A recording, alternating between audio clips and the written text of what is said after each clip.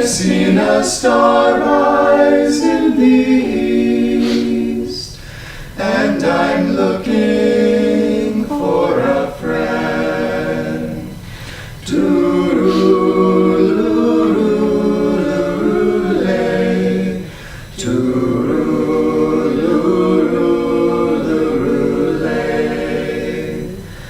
Where are you going, good shepherd folk? From a lonely valley we ascend.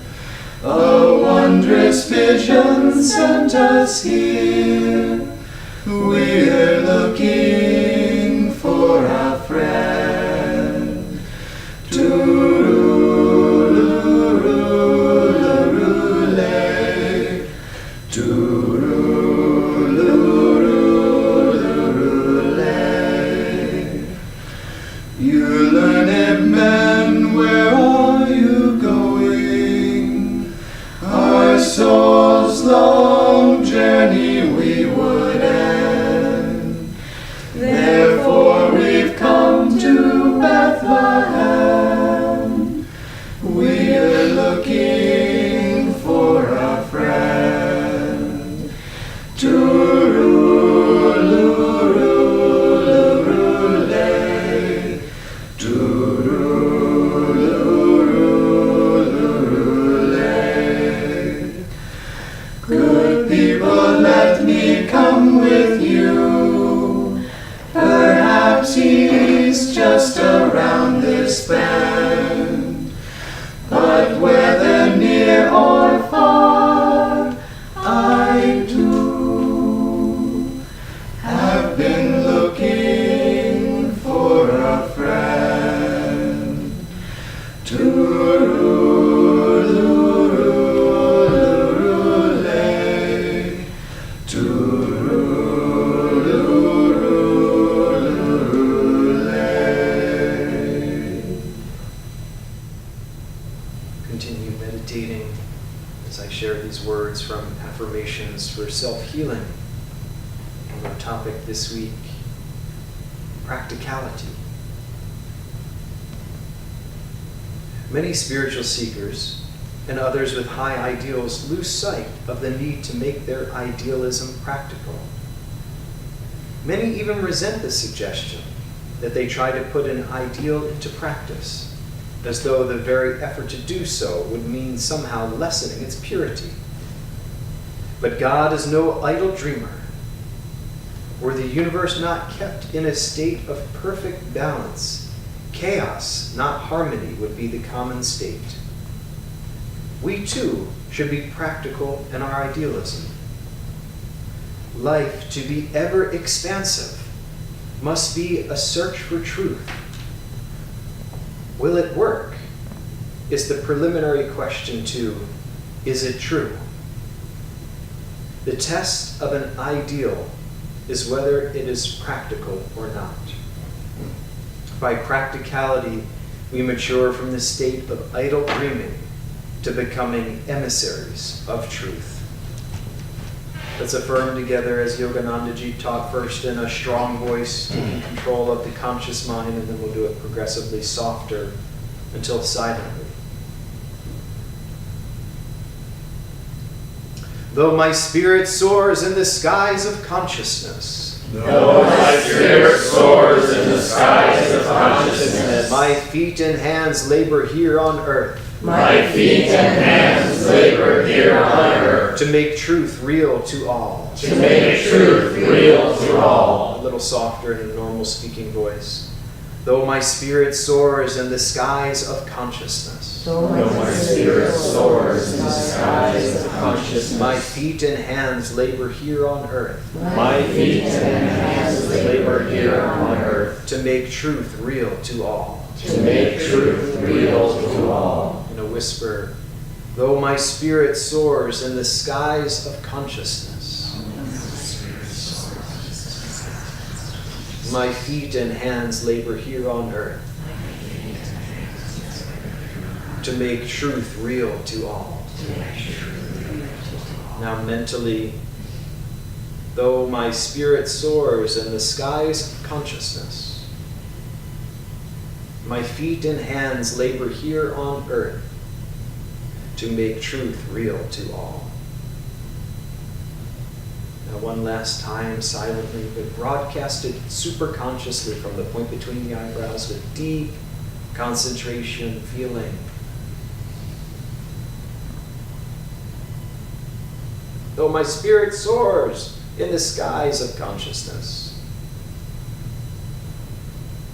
my feet and hands labor here on earth to make truth real to all.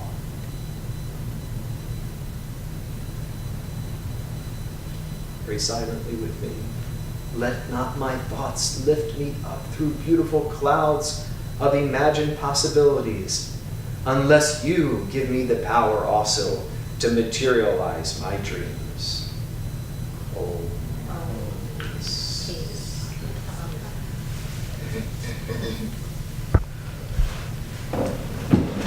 Good morning again, friends.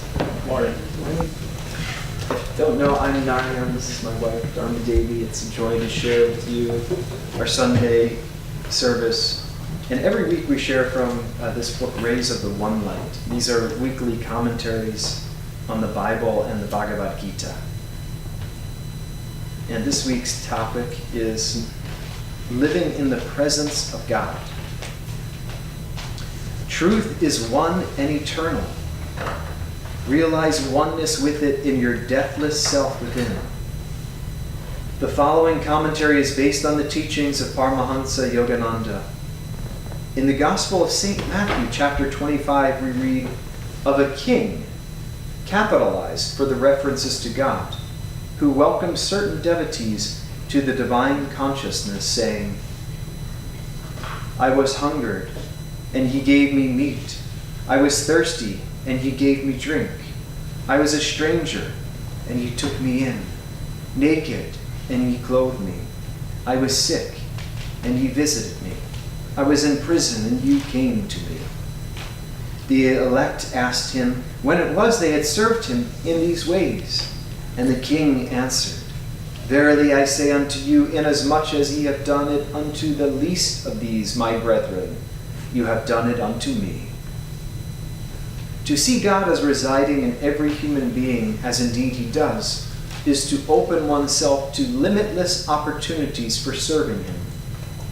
Paramahansa Yogananda, in Autobiography of a Yogi, described a saint who lived in this consciousness as the greatest man of humility I ever knew. He described a seemingly chance encounter with this saint.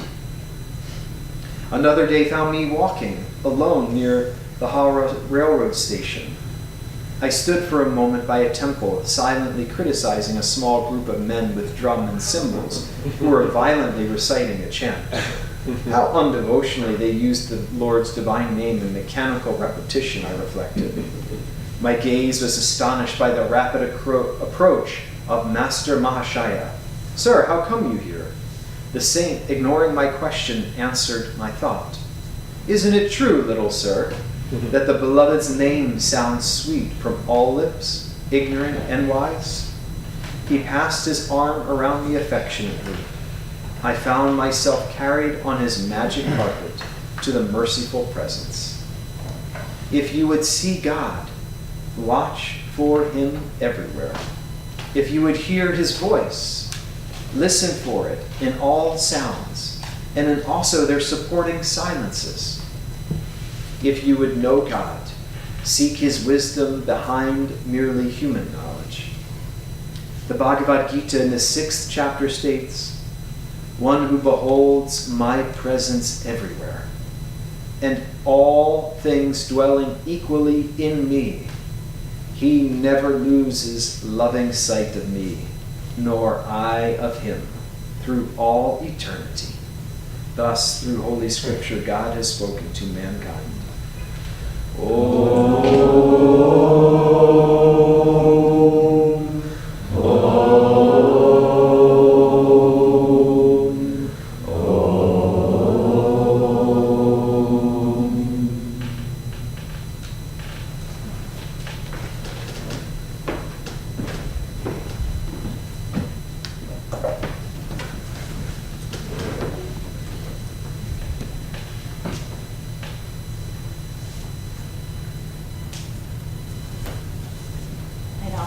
to welcome you this morning, and I'll read to you from Whispers from Eternity. This whispers, "Thou didst reveal thy silver rays of speaking silence. Divine Mother, I heard thy voice in the speaking fragrance of the rose. I heard thy voice in the lisping whispers of my devotion. I heard thy voice beneath the din of my noisiest thoughts. It was thy love which spoke through the voice of friendship. I touched thy tenderness in the softness of the lily. O Divine Mother, break through the dawn and show thy face of light. Break through the sun and show thy face of power. Break through the night and show thy mooned face. Break through my thoughts and show thy face of wisdom. Break through my feelings and show thy face of love.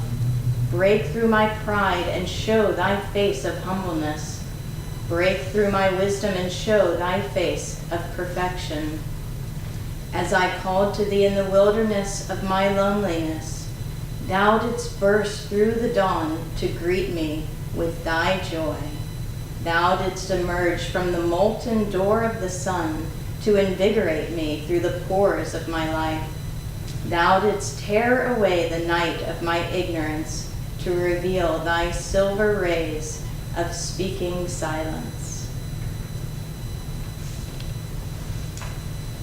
So I'd like to share with you today about seclusion, because some of you are here for the purification ceremony, some not.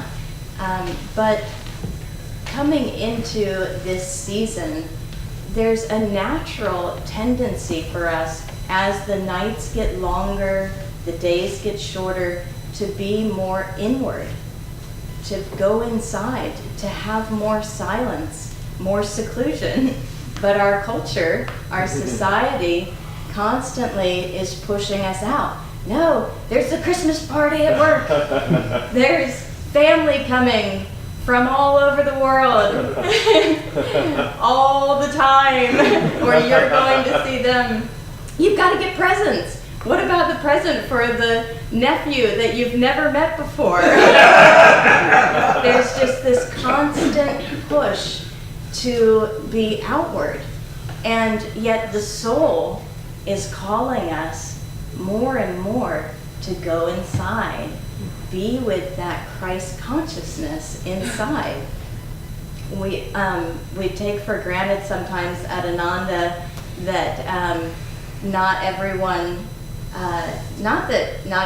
grew up with Christmas, but that everybody doesn't recognize that Christmas is a festival for all religions, because we're not talking about Jesus Christ, we're talking about the Christ consciousness.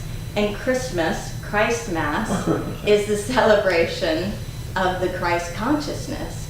And seclusion is really how we live in the presence of the divine. Yogananda he said, seclusion is the price of greatness. And I always kind of wondered about that, because it makes it sound like, oh, that's seclusion, it's so rough. For me, I absolutely love seclusion, to have some time alone, to have some time to be quiet, to be introspective. It's very joyful. But I was on Facebook, maybe being a little restless, but saw this article that was very interesting about Einstein. And in that article was this study, and I have to remember exactly what it said. A study conducted at the University of Virginia discovered that participants, I don't know how many, I didn't do a deep review of this study, would rather subject themselves to electric shocks than to be left alone with their thoughts. This is what seclusion can bring up, right? Because we're just alone, we're silent, we're not on our phones and gadgets and technology. We don't have everything to distract us from our thoughts.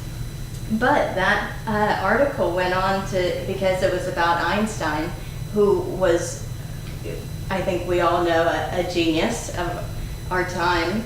And he had this beautiful quote that was in a biography of him. "I am truly a lone traveler and have never belonged to my country, my home, my friends, or even my immediate family with my whole heart.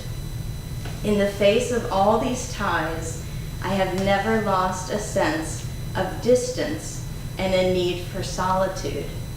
And this article I found so fascinating because it was talking about what Yoganandaji and all the great masters talk about, that we have those sparks of inspiration, the ability to tune into intuition, to divine guidance, when we get quiet enough, when we're not just going through the motions of productivity. How do I become more efficient? How do I get my job done more effectively? It's when we cut ourselves off from the hustle and bustle and that outwardness that then we become much more efficient, much more effective in the world.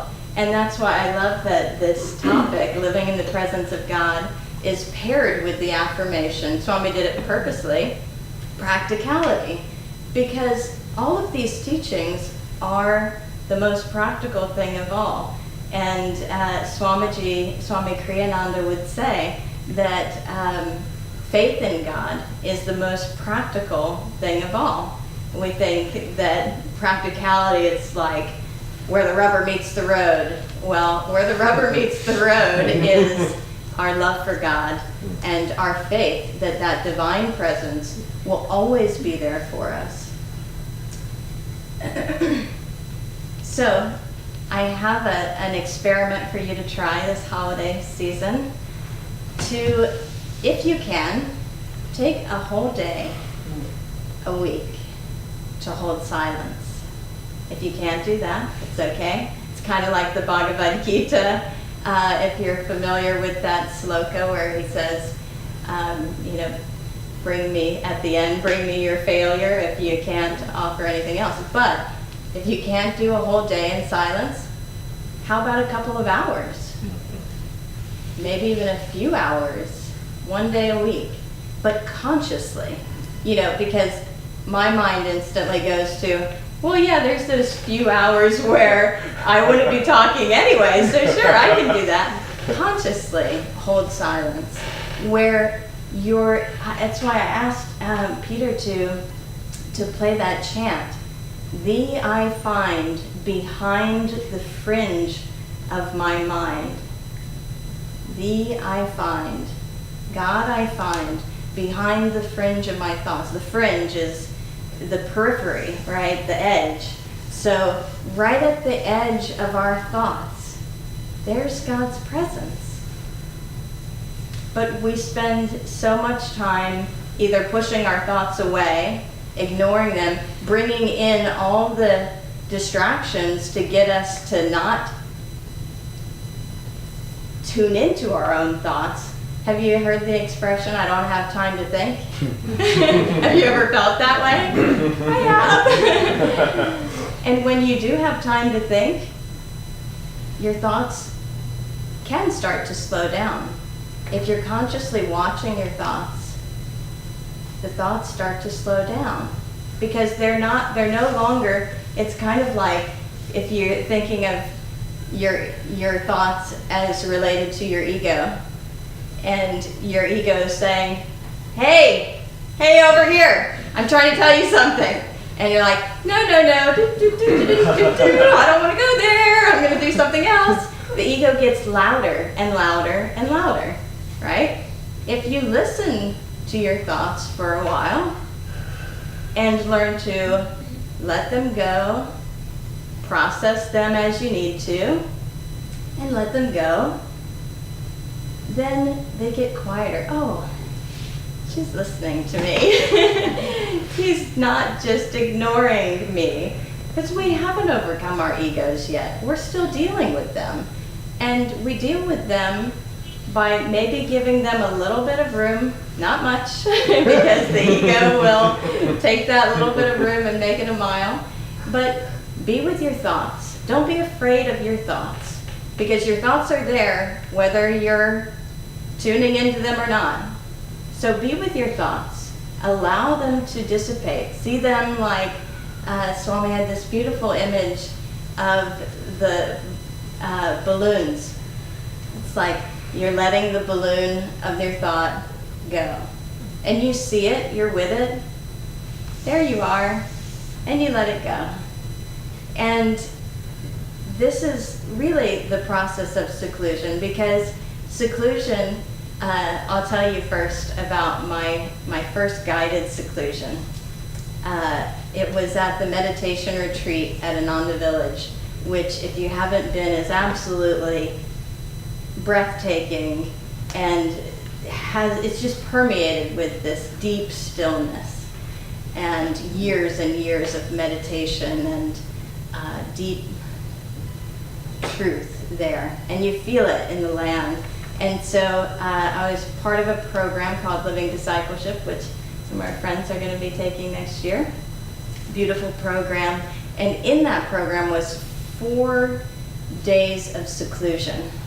Now, when we got to the program, there was a group of maybe 12, 15 of us, and we sort of went through the whole program, and we got to those 4 days of guided seclusion, and you could just feel in the room, everybody was like, oh, so we can't talk.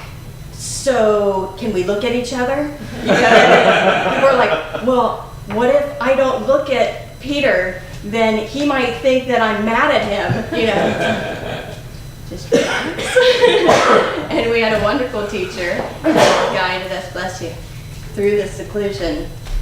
And at the end of these 4 days, I didn't know how I would experience these 4 days of silence and seclusion. We had longer periods of meditation. We were encouraged to do yoga postures, to walk through nature and feel that we were walking with the masters and with Divine Mother. Beautiful experience.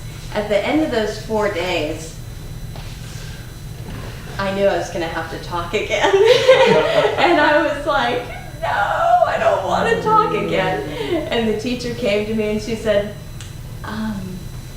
I'd really like for you to share about your experience. And she's like, no, I really want you to. I was like, and I'm writing on my piece of paper, no! And she said, it's important. And so we're sitting in our circle, our closing circle, and she says, Dharmadevi, would you share about your experience with the seclusion? And I just started bursting out crying. It was so powerful. I can't tell you. If you haven't had just an extended period to just be silent, to just be with God, it's so powerful.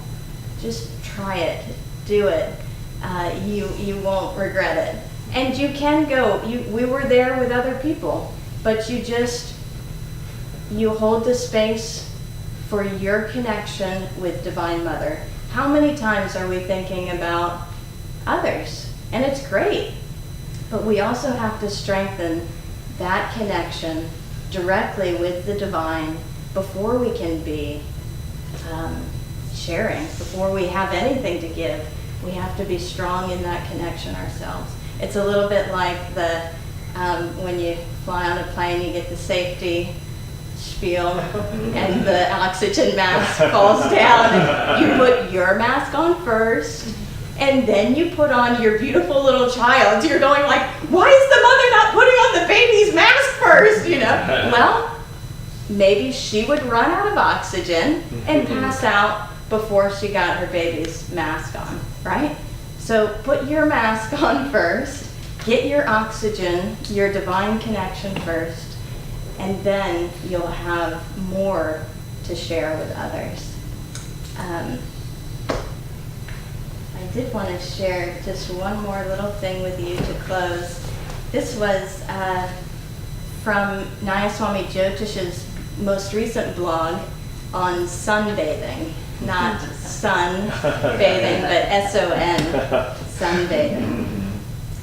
And this is related because he's talking about relaxation and how we can, especially in seclusion, we can tense up and feel like, oh no, what am I losing? I'm missing out on everything.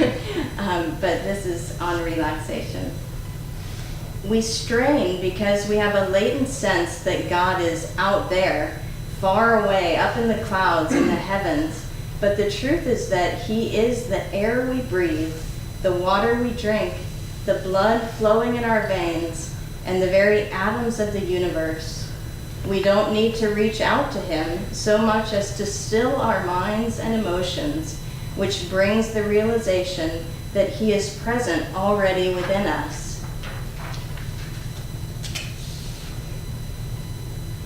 To help you relax, here is an image that came to me. When you are sunbathing, there is no thought of trying to lift yourself up to the rays. You simply let them come to you. Try sunbathing then. Instead of striving mightily to lift yourself up to God, let Him come to you. Relax and bathe in the radiance of the spiritual eye. You will find that you can go deeper than if you strain. God bless you. Divine Mother, my divine